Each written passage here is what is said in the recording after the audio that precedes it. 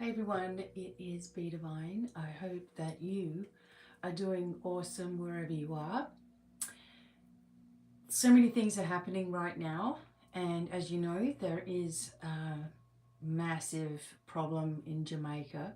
So I felt like it would be a really good idea for us all to work on this as a collective and just dissipating the energy so it's not as bad, not as big as they might think it is, etc., etc. And at any rate, it can't hurt for us to be actively involved in sending something powerful and positive. So we're going to work a little bit with the dragons.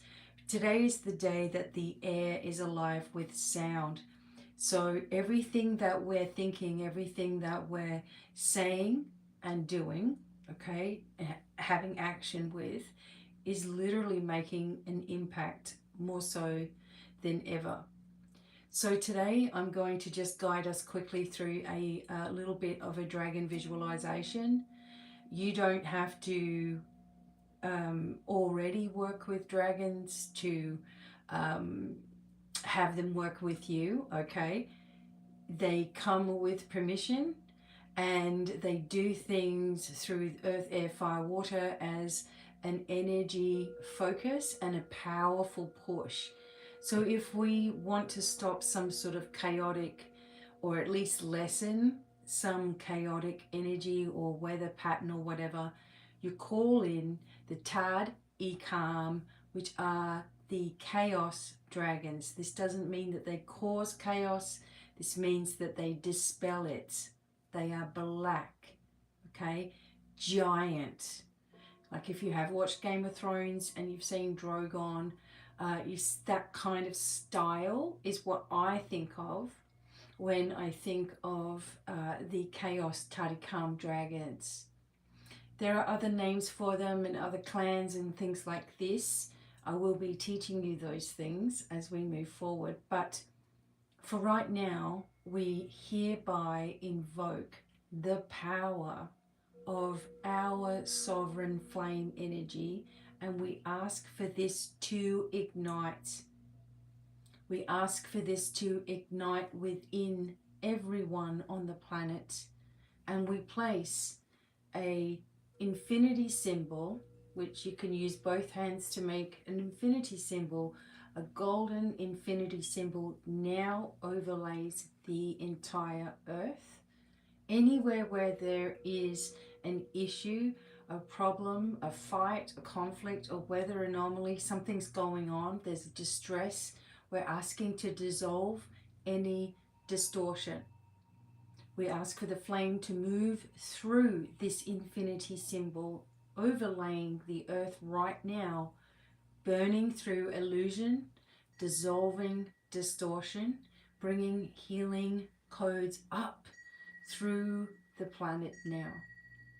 We hereby invoke the Tadikam, the Chaos Dragons, and we imagine now huge energy swells beginning to move over, especially Jamaica right now, to move over in sections and to begin to dissipate this energy immediately.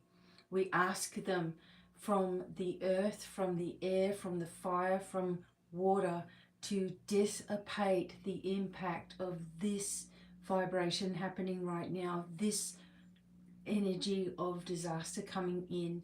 We ask that this be dispelled, that this be quietened down, and we see them flying through the air. We just use our imagination. Oh my God, I think I saw an orb as I was saying that.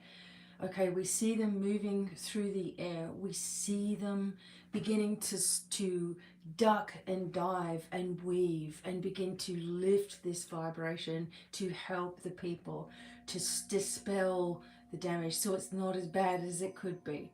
I've seen this happen over and over and over again, to move the energy, to shift it so that it is not as bad as what might be predicted, and that it begins to dispel. So we're asking them to work on this. We also call upon the celestial dragons from all directions of time and space to begin to work with the chaos dragons to dispel this energy and calm everything down now. Okay, we're asking for this to calm down now. And we just allow this to work. Okay, whenever you think about this today, just say, dragons rise, dragons rise, dragons rise, and you will start to sort of like feel relieved. Sometimes things do happen, okay? It's not that what we're doing is not working, but we can dispel things from being as bad as they might be, okay? There could also be reasons why there's something happening here right now. So we just trust the process. We're not trying to interfere with anything, but we also do not want to go without at least sending our good vibrations and, you know, trying to help in any way that we can. So that was the first thing that I wanted to do. Dragons rise, dragons rise. We're sending them out, they're doing their job. We don't want to keep on focusing on the disaster. What we want to focusing on now is the dissolving. Things are just changing. Okay, things are just shifting, things are lifting, things are moving without us really, we've set it the intention, right? So we don't keep on harping on it being bad. We instead just imagine this dissolving, this dissipation. And this is doing more than you realize, not only for the earth itself, but for the animals, for the ocean, for the people, for nature itself. Everything is getting some kind of protection now. Okay, so we've done this, we've set it into motion. So with this, I actually do want to continue to keep the energy of dragons around. So I have these dragon oracle cards. I don't use these very often, okay, but I'm just going to tune into them today. There is going to be a massive webinar in November, around November 30th, for 7 dragons. It's different, okay?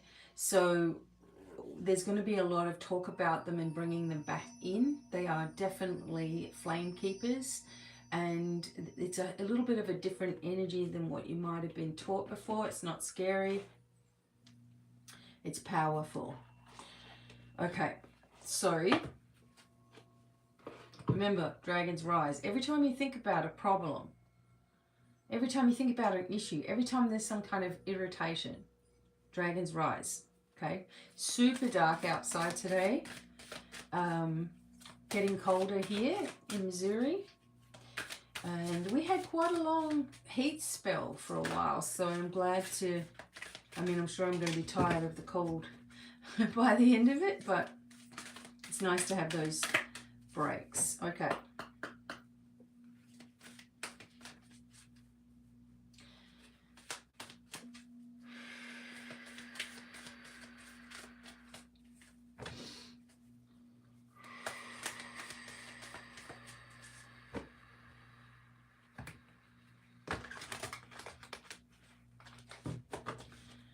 I also wanted to let you know, if anyone wanted a phone call with me, I have phone bookings available. And you'll be able to choose your time and date. All right, let's see. I knew the water dragons were coming. Look at that. Okay. Helps you flow easily around obstacles. The Christ light and love are flowing. Develop your psychic abilities and go with the flow. So the water dragons, obviously, dissolving, dissipating this energy, working with the Tardikam, the chaos dragons, working with the undines, the sylphs, all of the energies of water, all of the energy of construction, right? Change, and awakening the areas in your body. So if you just allow your flame to ignite on an inner level, it does all the rest of the work. It starts bringing memories back to you and shows you in your life, right? Your own inner power.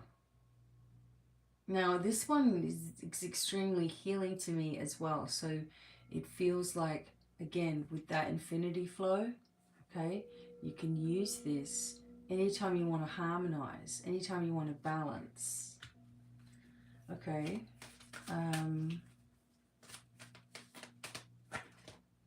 Green dragon helps you tune in to the secrets of nature, receive our answers and guidance from nature, align with your divine essence. And there's a giant key, if you can see around his tail there, green. My shirt, right? So I've been developing a new method of healing, which is like Reiki.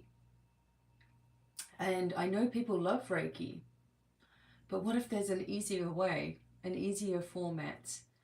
But it's going to be kind of like Reiki in a sense where, you know, you're directing energy and you're doing this work, right? So I'm working on this and all of this green starts coming out. This is awesome. Maybe you're also working on something in your life or from within, or a change is happening, right? Light is beginning to increase in your life. I feel like this is very much connected also to your lungs. Okay, so the back of the chest, the ribs area. Okay, so I want to do something real quickly. If you have some kind of physical discomfort right now, let's put it that way, okay? If you have some kind of worry or concern or issue, or you have an ache or something that's not going away, or you have stubborn weight issues, or, you know, either both spectrums, either you can't put it on or you can't lose it, right? Just whatever it is, right? I want you to focus first on this infinity sign, okay? You saw me doing the movements, so just focus on that. And just give permission for this flame to ignite within you and to receive, okay, memories, to wake up all your cells. Okay, I'm going to close my eyes for a moment and then I'm going to focus on this for you. And I'm just going to be doing it in my way, okay? This won't take long. This is a very short and condensed sort of method, but since I'm seeing all this, I'm called. Some of you need this right now, okay? So just close your eyes and just relax. Okay, so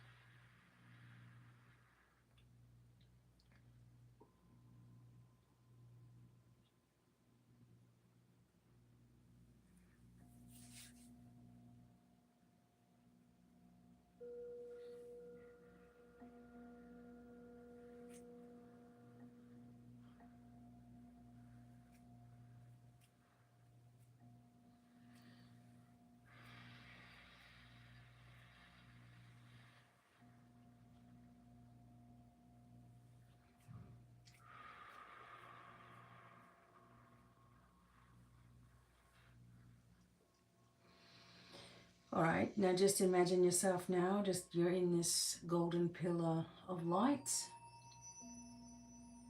It goes through your whole body, and we're just letting you recode a little bit, recalibrate. And when this happens, you may literally feel a little bit more uncomfortable. That's okay. It will shift out.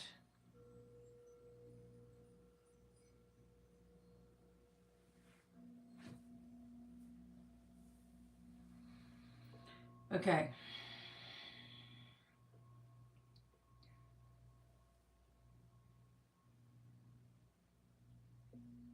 Ignite. Okay, so it's done. Okay, that was just a short pass. Okay, but it doesn't make it any less powerful. So let me know what you felt, what you saw, what was coming out.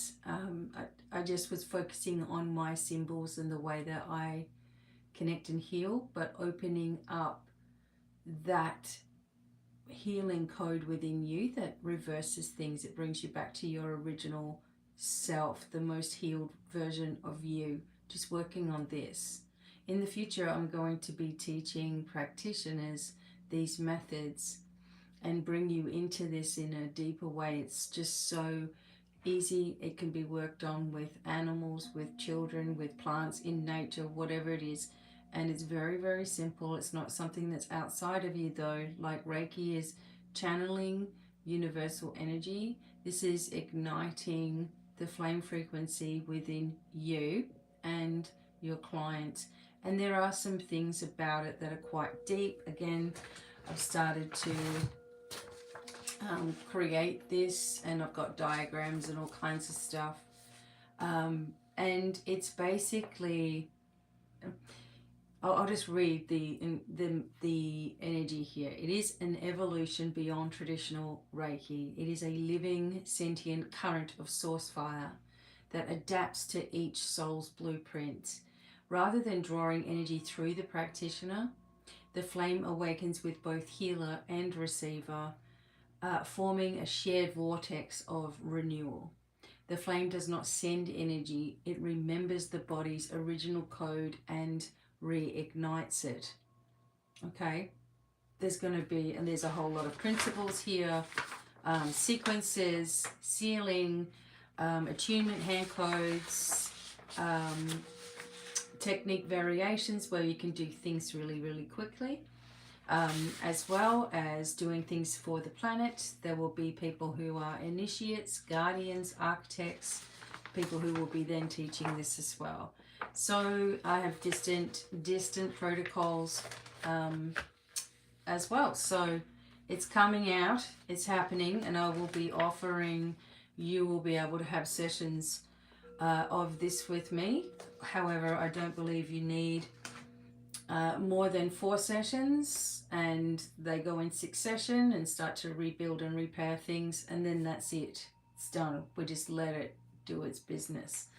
So since the dragons were saying you got to show them what you're working on a little bit.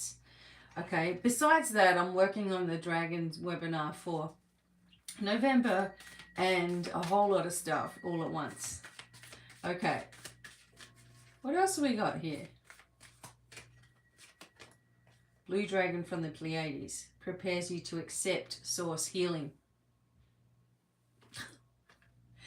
Accept a heart activation. Give and receive heart healing. Okay?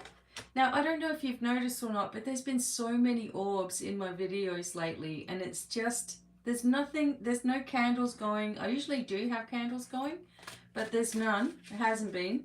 And there's no incense or anything like that either. But we are really getting this call. Golden Christed Dragons brings you higher love so that you can embody that light.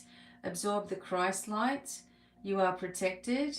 Expand your heart and remain 5th dimensional.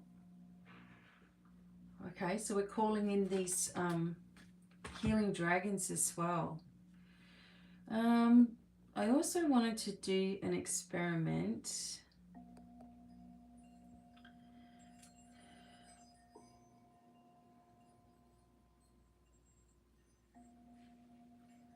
Um,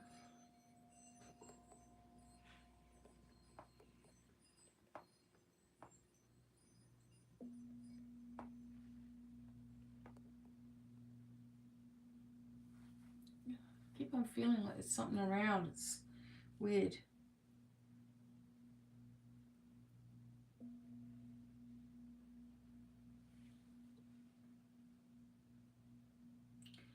Okay.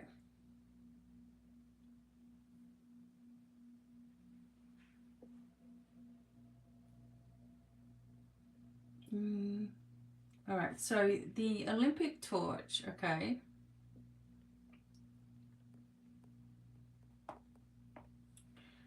Okay. So something that came to my mind was the Olympic flame. Okay. Now, if you noticed, okay, at the Olympics, they do a big ceremony at first with the flame, someone carrying or flame bearing, okay, bear with me.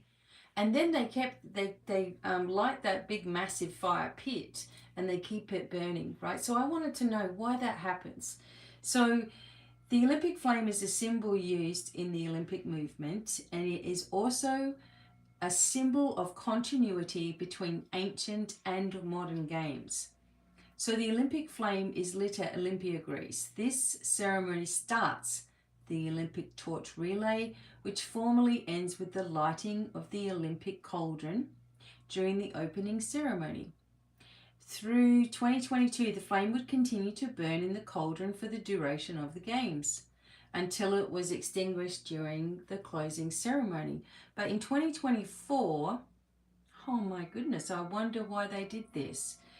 Electric lighting and mist were used to create a simulated flame for the Olympic cauldron, with the actual flame kept in a lantern exhibited at an adjacent location. This lantern was then taken by French swimmer Léon Marchand from Jardins des Tuileries, where the Olympic cauldron that was extinguished at that moment was located, and ceremonially transferred to the Stade de France at the start of the closing ceremony. There it was extinguished after the president finally closed the games, right?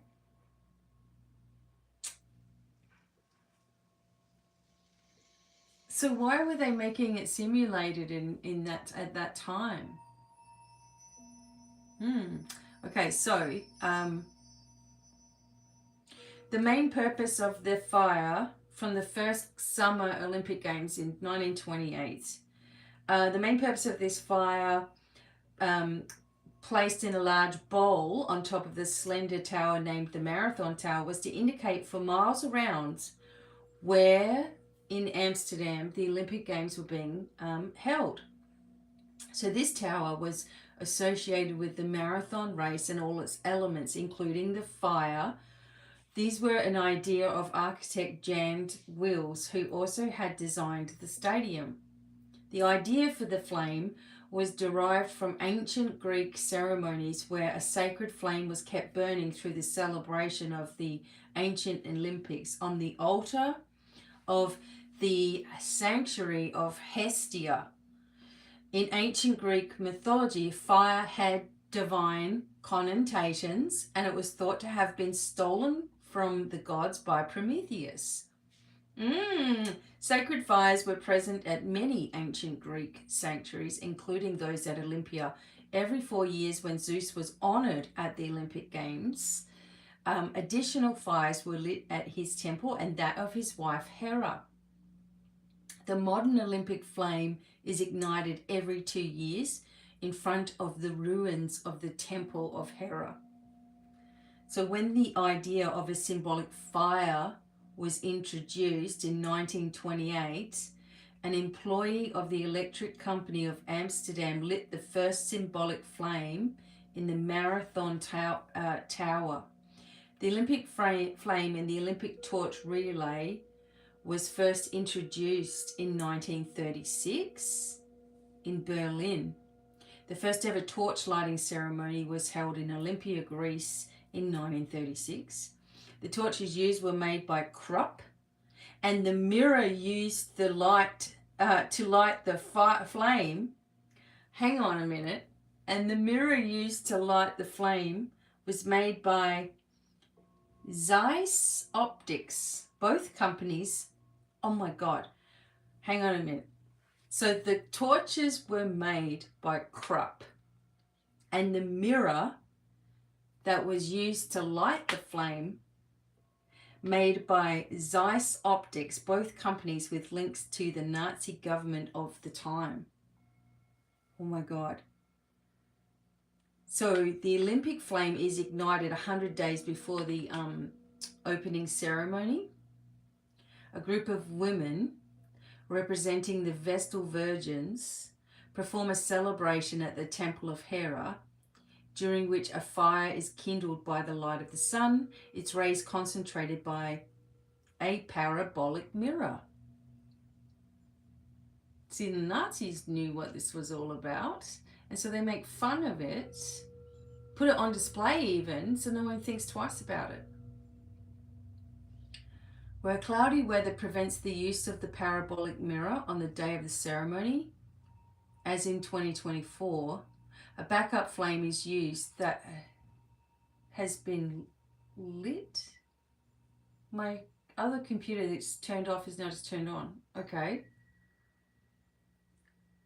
Has been lit during a prior dress rehearsal. An actress plays the role of the temple's high priestess and presents the torch and an olive branch to the first relay bearer, usually a Greek athlete who's already qualified to compete in the games. This is followed by a recitation of a poem. I'm getting message bombed. By Pindar, and the release of a flock of doves to symbolize peace. At the beginning of the ceremony, the Olympic hymn is sung first, followed by the national anthem of the country hosting the Olympics and the national anthem of Greece, along with the hoisting of the flags. I just want to go back to the fact that they're using a mirror to light the flame. Okay? After the ceremony, the flame travels Greece, and then it goes to the site of the International Olympic Academy, where it's used to light an altar beside the final resting place of Pierre de Coubertin's heart.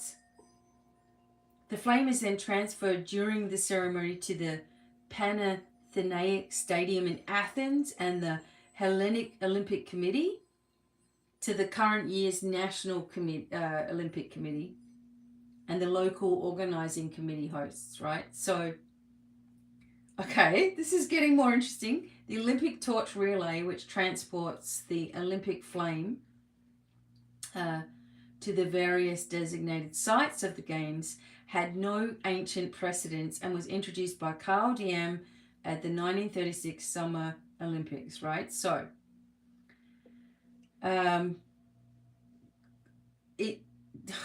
they did 3,187 kilometers of the flame, let's just say. The runners went 12 days and 11 nights. The Nazi propaganda minister Joseph Goebbels commissioned filmmaker Leni Riefenstahl to film it. Oh my God. In Australia, in 1956, at the Melbourne Games, student Barry Larkin protested against the relay when he tricked onlookers by carrying a fake flame consisting of a pair of underpants set on fire. So he successfully managed to hand over the fake flame to the Mayor of Sydney and escaped without being noticed. The Olympic torch travels routes that symbolize human achievement or the history of the host country. Although most of the time the torch with the Olympic flame is still carried by runners, it's been transported in many ways. Okay. And oh my gosh. So it was carried across the English Channel in 1948 and 2012. across the English, and was carried by rowers in Canberra as well as by dragon boat in Hong Kong. Come on. So, okay, so they transport, they keep the flame going, right? Oh my God. This keeps getting better and better. So, remarkable means of transportation were used in 1970, and you can look all of this up on Wikipedia. So in 1976, when the flame was transformed to a radio signal and transmitted from Europe to the New World, heat sensors in Athens detected the flame. The signal was sent to Ottawa via satellite, where it was received and used to trigger a laser beam to relight the flame. Are you joking? The torch, but not the flame, was taken into space by astronauts.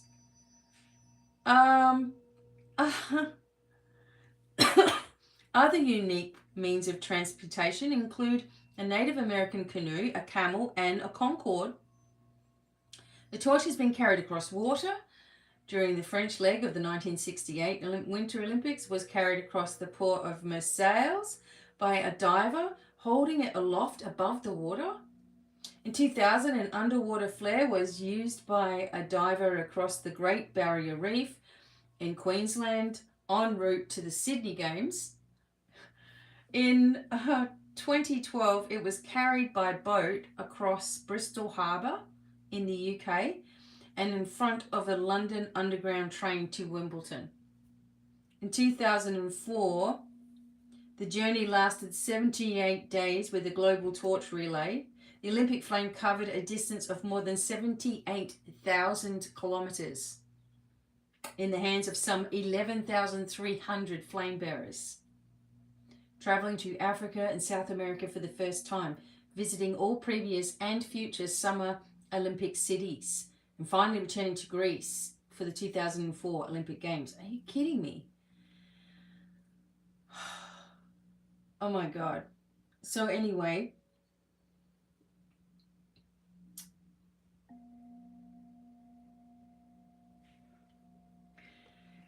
because of some troubles and some issues, I'm just going to paraphrase. In 2009, the International Olympic Committee announced that from 2010 onward, the future torch relays could only be held within the country hosting the Olympics after the initial Greek leg was finished. So this is very important to keep this going, right? It's obviously become just a thing, and people are just like, oh yeah, they're just going to do this. Oh, it's the start of the games. But really, they're keeping the flame alive in your face. They usually show you things, okay, in your face, like in movies or whatever. Like they have to reveal the truth of something. Even if they're not saying it, they're showing you how important the flame is, right? So, the Olympic torch relay in the host country ends with the lighting of the cauldron during the opening ceremony in the central host stadium of the Games. The final carrier is often kept unannounced until the last moment.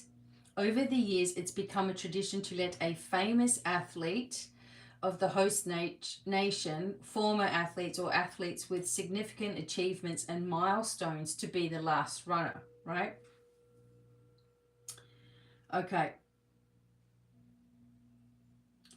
To guard against the flame going out, multiple copies of the flame are transported from the relay or maintained in backup locations.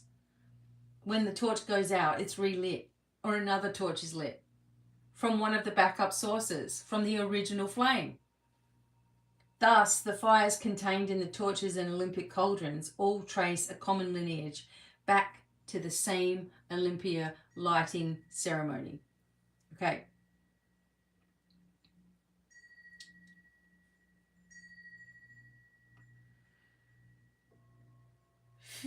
Okay, so one of the more memorable extinguishings occurred in 1976 in Montreal, Canada. after a rainstorm, doused the Olympic flame a few days after the games had opened. An official relit the flame using a cigarette lighter.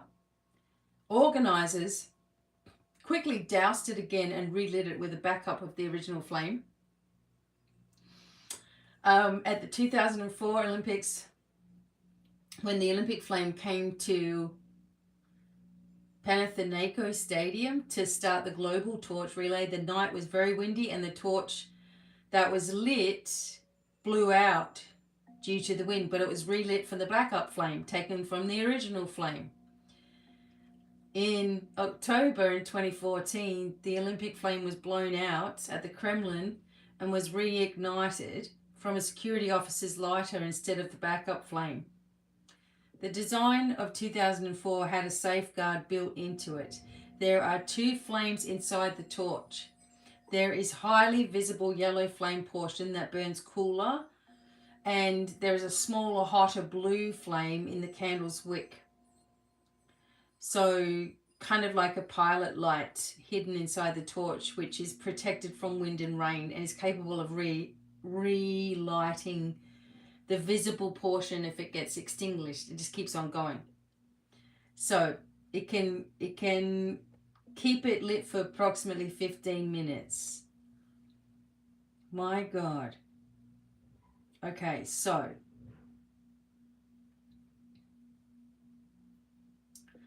let's see. There's more and more information.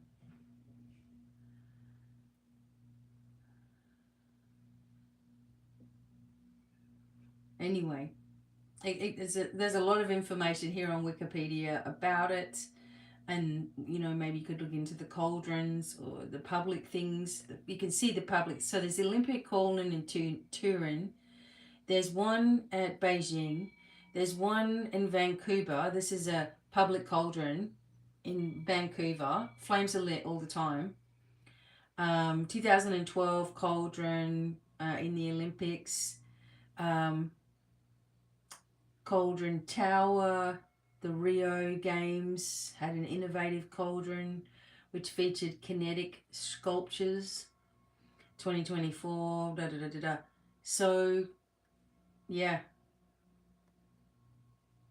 So then they have the coin and all this stuff. So they have the eternal flame, the flame of hope in the Special Olympics, the Paralympic flame, the Asian Games torch, the Asian Games, the Pan American torch, the King's Baton relay, the Commonwealth Games. Okay, so that's only for the Commonwealth countries.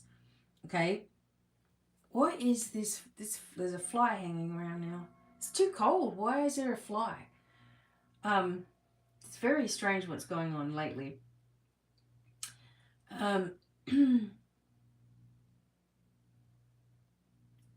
So, torches, flames, relays, all at important events, all with ceremony behind it, all just made to seem like it's part of nothing. It's just cool. Okay, we're doing this.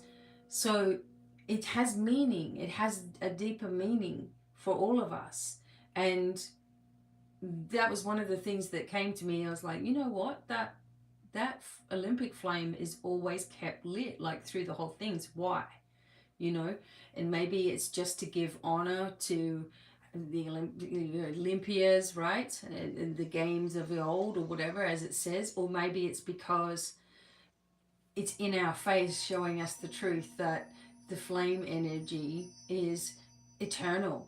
It's within each one of us. It never extinguishes. It's almost impossible to extinguish it. There's backups, right? And people are quite happily carrying this energy and bearing this energy right in our faces. So anyway, we have now sent a change over to Jamaica. We've sent this overlaying energy over the entire world, dissolving any distorted vibrations or whatever. We have brought in the dragons quite heavily. Lots of healing coming on. You received some healing that you might have needed today. I am going to continue to work on this new type of flame Reiki, but it's not really Reiki. but it's something simple like that. And continue to work on all of these different things. You can book a call with me if you like, or do any one of my transmission services as well. I am also going to be, since I'm a healer, you know, shamanic healer, whatever, I've got so many years worth of healing. I will be offering this technique to people who would like to try it, to feel it, right, to experience. I know how powerful it is already. And you also get, with anything that I do for you, you also get reports on that and things that you can go back over and maybe pay attention to as well. So yeah, I'm going to be doing this over the next, probably hopefully by the end of the year, a full sort of energy will come out and you'll be able to understand it more and have a try. Um, yeah, so that's interesting. Okay. When we awaken the original flame within us, which, if you've been listening for long enough, you've already done, it is active, it is constantly moving, and it's waking up dormant aspects of you. It is waking up the codes that you have within you. It's not coming from outside of you. It's something that activates, that you do for yourself, and that it just has no choice but continue to burn through all of the BS. This means also that you will find yourself becoming quite tough, quite confident, and able to say no to demands on your time, your space, your energy, with people's dramas or issues. You're not going to be interested. You just have a shut off valve. Okay? And this is empowering people, okay, to ignite others as well, just by being in their presence. And now to be adding some reconstructive healing that your body starts to do, and it's activated from within. Okay, your body remembers the most healthiest version of itself. Why not go back to that? So this is also coming, and I will be teaching these things over time as well. So this is it. This is the flame era. This is what it's all about. And yes, I had to go first with all of this, and I had to be the one to share it with all of you. Hey, I don't mind, because I am totally blown away every single day about how this really does work. Anyway, I hope you enjoyed the video and all the little bits of information, and I will see you soon. Okay, have an awesome day. Bye for now.